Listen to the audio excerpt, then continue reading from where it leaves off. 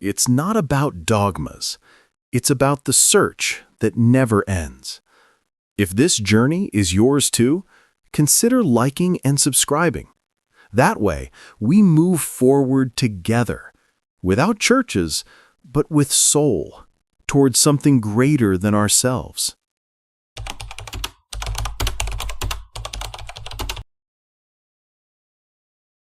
You're not just breaking down, you're being stripped of illusions, masks, and borrowed meanings. The panic you call failure is often the soul trying to wake you up. This video is about that moment when everything falls apart, and yet something sacred begins to move underneath the ruins. Psychologist and philosopher William James called it the religion of the sick soul, the strange holiness that appears when life no longer makes sense. Because sometimes the breakdown isn't a collapse, it's a conversion, not to any god, but to what's real inside you. You'll understand why some people come out of their darkest nights not healed, but reborn, quieter, deeper, and unrecognizable to who they were before. And by the end of this video, you might start seeing your own collapse differently, not as punishment, but as the doorway you were always meant to walk through. Because maybe what's breaking you isn't trying to destroy you. Maybe it's trying to show you the sacred that was hidden all along. You don't really notice the sickness at first. It starts quietly, like fatigue that reason can't explain. You keep functioning. You keep pretending. You keep telling the story that everything's fine. But somewhere beneath all that order, something begins to rot. William James called this the divided self, the part of us that's split between the mask we show and the chaos we hide. Most people never see that split. They call it life. They keep walking. But for some, the crack gets wider. The pressure builds until one day, the story collapses. And that collapse is where the sacred begins. You'll try to hold it together. You'll tell yourself it's just a phase, a burnout, a passing shadow. But deep down, you'll feel something irreversible, like a structure giving way inside your chest. That's not weakness. It's your psyche refusing to live in contradiction any longer. The collapse isn't random. It's precision. It's your soul deciding that numbness is no longer an option. And trust me, you'll understand why soon enough. James believed that there are two kinds of people: the healthy-minded, those who look away from darkness, and the sick souls, those who stare directly into it. The first kind worships light. The second learns to see through it. The sick soul knows that optimism can be another form of denial, that peace without depth is just anesthesia, that faith, when it never doubts, is just habit. And you'll see soon, that's not despair. That's clarity trying to be born. The healthy-minded think peace is found in ignoring the storm, but the sick soul learns that peace comes after the storm, and it only arrives once everything false has drowned. You might not like what the truth looks like when the lights go out, but it's real. And once you see it, you can't unsee it. That's the gift and the curse of awareness. And maybe, just maybe, that's what being chosen really means. Not favored, but confronted. Maybe your collapse wasn't a failure at all. Maybe it was consciousness expanding faster than your old identity could handle. Think about it. Every system, when overloaded, breaks. So why should your psyche be different? When your beliefs fail, when your certainties dissolve, that's not the end of your mind. That's your mind finally showing you the truth. It's not insanity. It's awareness breaking through structure. James studied people who lived through this: mystics, addicts, dreamers, skeptics. He noticed they all described the same pattern: collapse first, meaning later. And maybe that's what's happening to you. You just haven't reached the later yet. Because every breakdown has two halves: the death and what's still breathing beneath it. Right now, you might only see the death, but stay with me. The other half is coming. What if the darkness that consumes you isn't there to punish, but to purify? What if it's life tearing away everything false so the real thing can finally breathe? That's the sickness James talked about. Not physical, not moral, but spiritual. A deep exhaustion of the soul that refuses to live a borrowed truth any longer. And that exhaustion, as strange as it sounds, is grace in disguise. Because when the surface finally breaks, something ancient starts to rise. Not comfort, not certainty, but presence. And that is where the transformation truly begins. You can only hold a collapsing world for so long. Eventually, the walls start whispering, "Let go." And that's where it begins, the conversion that no church ever taught you. Because real transformation never starts with peace. It starts with panic, with everything you trusted breaking in your hands. William James saw this clearly. He said that before the soul is twice born, it must first die to its first illusion, the illusion of control. You think you're losing your mind, but maybe you're losing the mask that was pretending to be you. Stay with that thought. It's about to matter. When the breakdown deepens, reason stops negotiating. The mind no longer argues, it shatters. And through those fractures, something ancient begins to speak. James called it the crisis of self-surrender. It's not poetic, it's biological, spiritual, inevitable. The moment when resistance turns into revelation. You stop fighting what's happening and start listening to what's been waiting. It's terrifying, but that's how the soul resets itself. Because only through surrender does awareness become real. You don't need to believe in a God to experience it. You just need to lose the one you were worshiping, your own idea of who you were. The collapse is a conversation between the part of you that wants to survive and the part that wants to awaken. At first, it feels like death. You'll swear that nothing will ever make sense again. But here's the twist. The very thing you call chaos is the first sign that a deeper order is forming. It doesn't rebuild from comfort. It rebuilds from ashes. That's why rebirth always begins with ruin. Remember this. Every rebirth disguises itself as destruction first. James studied those who passed through it, the mystics, the desperate, the ones who had nothing left to protect. He found the same pattern in all of them. The moment of collapse was followed by a strange calm. Not joy, not hope, just a stillness that didn't depend on circumstances anymore. They stopped asking life to behave. They started listening to what pain was trying to teach. And you'll see soon, that's the real conversion. Not a new belief, a new way of being conscious.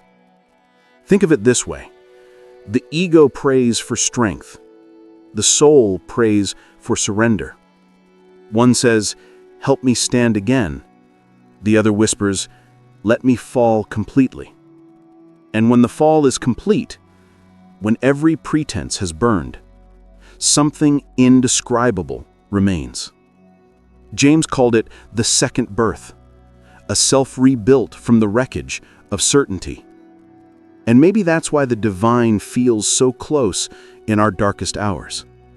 Because it's the only place where there's finally enough silence for it to be heard.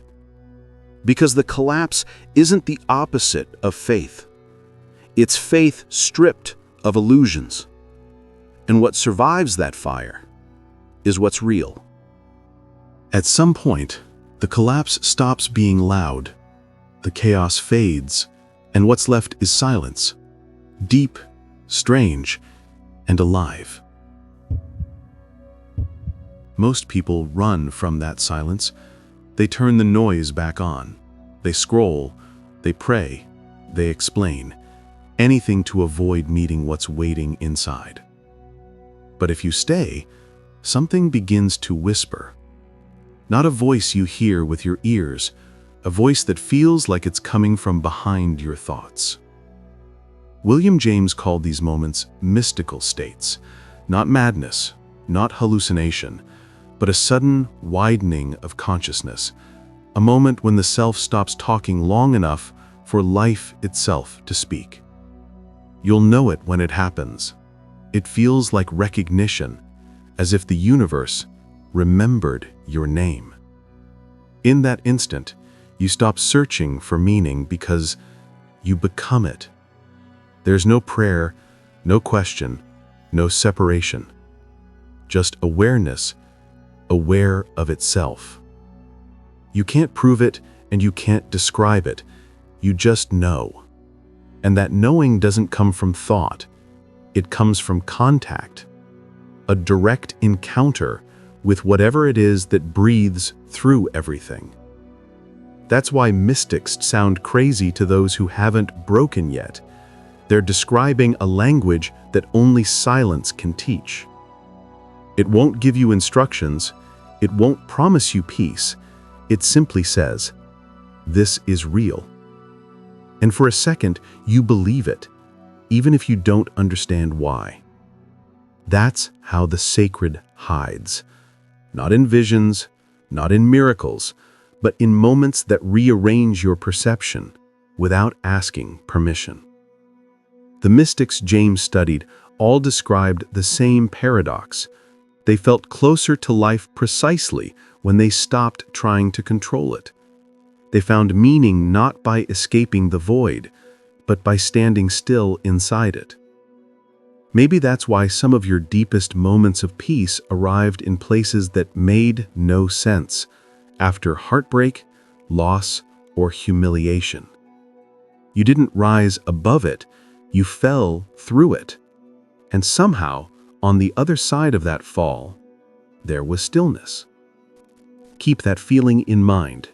You'll need it soon, because understanding it will reveal what this entire breakdown is really for. That's the turning point most people never reach. The place where pain no longer asks to end, it just asks to be understood. You'll see soon why that changes everything. Sometimes the voice doesn't sound divine at all. It sounds like exhaustion, like surrender, like a quiet enough. But that's still sacred, because what speaks through you in those moments isn't despair, it's truth. And truth, when it finally arrives, rarely shouts, it whispers. You can call it intuition, you can call it consciousness. James called it the unseen order, the current of meaning that moves beneath reason, waiting for silence to become deep enough to be heard. So if you ever feel that strange stillness, that hum between collapse and calm, don't rush to label it. Don't try to fix it. Just listen. Because maybe it's not a breakdown anymore. Maybe it's the universe finally answering back. The mystics never kept what they found. They came back, changed, quieter, but radiant. And that's the test of any true encounter with the sacred. Not what you see in the silence, but who you become when you return from it. Because revelation without transformation is just a dream, and yours is just beginning. And what it's saying, you'll understand soon, is that you were never alone in the dark. When William James studied religion, he didn't ask what people believed. He asked what their beliefs did to them. Because truth, he said, isn't proven by logic, it's proven by its fruits, by what it creates in the person who dares to live it. If your revelation doesn't change how you move through the world, it's not transformation, it's entertainment for the ego. But when a collapse becomes conversion, the results are unmistakable. You don't return to who you were. You return quieter, more grounded, less hungry for certainty, and more open to mystery. That's not philosophy. That's the beginning of a new kind of faith, one that doesn't depend on permission. The inner religion, as James described it, doesn't need temples or priests. Its rituals are silence, honesty, and surrender. You don't need to kneel before an altar. Your life is the altar. Every conversation, every breakdown, every choice is where your faith is tested. And the proof of the sacred isn't how it makes you feel, it's what it makes you become. Maybe that's why people who've been broken often carry a strange calm. They've met the edge and found it survivable. They no longer worship comfort. They worship awareness. You'll see soon why that changes everything. Because once you've touched the real, you can't go back to pretending. Comfort becomes too small. Lies taste bitter. Noise feels violent. And slowly, life reorganizes itself around what's true. You stop chasing signs and start living as one. You stop asking, "What do I believe?" and start asking, "What does my life reveal?" That's the fruit James was talking about, a state of consciousness that doesn't need validation anymore. It simply is. This doesn't mean you'll never fall again. You will. But now every fall will have context. Every wound will echo differently. Because you'll know that pain isn't an interruption of life. It's part of its language. That realization changes how you walk, how you love, how you forgive. The soul that's been through the fire no longer prays for a life without storms. It prays for eyes that can see in the dark. And that's the quiet victory of the twice born, the ones who lost everything imaginary and found something indestructible beneath it. The fruits of this inner faith aren't loud. They don't scream holiness. They whisper integrity.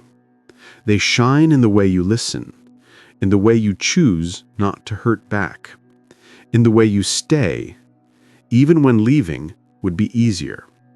You won't need to announce your transformation. People will feel it. Because when truth begins to live through you, you become the evidence you once searched for. And that's what the breakdown was always leading you toward. Everything we've said so far points here, to the silence after the storm, to the strange calm that follows collapse. Because there comes a point where the questions stop echoing back, and all that remains is what you've become. The breakdown is over, but something in you refuses to go back to sleep. You start noticing the subtle things, how the air feels heavier before a decision, how truth hums quietly before it's spoken, how the world responds differently when you move from honesty instead of fear. That's the hidden miracle, not a sudden healing, but the birth of perception itself. William James believed that every soul, once it has faced its own ruin, becomes capable of seeing the divine, not above life, but through it. It's not that suffering disappears, it's that you stop demanding it to make sense. You begin to trust its rhythm. And that trust changes everything. Because when you stop running from the dark starts teaching. You learn that meaning isn't found, it's forged through contact, through endurance, through the quiet decision to stay conscious. Maybe that's why the light never came from heaven. It came from beneath you, from the same ground that broke you, from the same wound you thought would end you. The sacred never left. It was buried in the debris, waiting for you to stop digging upward. And when you finally kneel, not in defeat, but in surrender, the glow rises again, soft, persistent, forgiving.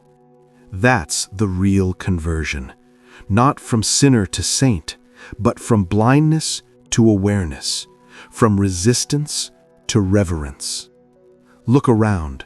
Nothing has changed, yet everything has. The world still hurts, people still break, time still takes. But now, beneath it all, you sense a pulse, quiet, steady, alive. It's the same pulse that carried you through collapse, the same whisper that said, "Keep feeling," the same presence that stayed when everything else left. That's what remains when the story ends. The awareness that the wound was never against you. It was for you. To hollow you out so that something true could finally live inside. You've discovered the sacred hidden inside your breakdown. And though it might still ache, you can finally see it for what it is. Not punishment, not madness, but the light beneath. The kind that doesn't blind, it awakens. The kind that doesn't save, it reveals. Broken, yet holy. If this moved something inside you, stay. We're building something for those who don't fake it. Subscribe, not just for the content, but for the confrontation. And if this left a wound, maybe it was meant to. Sometimes the best way to go deeper is to share the pain. Share it. You don't need to prove that you've healed. You just need to live differently than before. No one will understand what happened inside you, and they don't need to. Because what you found wasn't an answer, it was permission. Permission to stop pretending you're fine, to walk slower, to feel more. To treat your pain as something sacred, not shameful. The world will still demand speed, certainty, and noise. But now you know that's not where the real voice speaks. And if you ever start to forget what you discovered here, just remember, the light was never above you. It was beneath your feet, waiting for you to fall far enough to see it.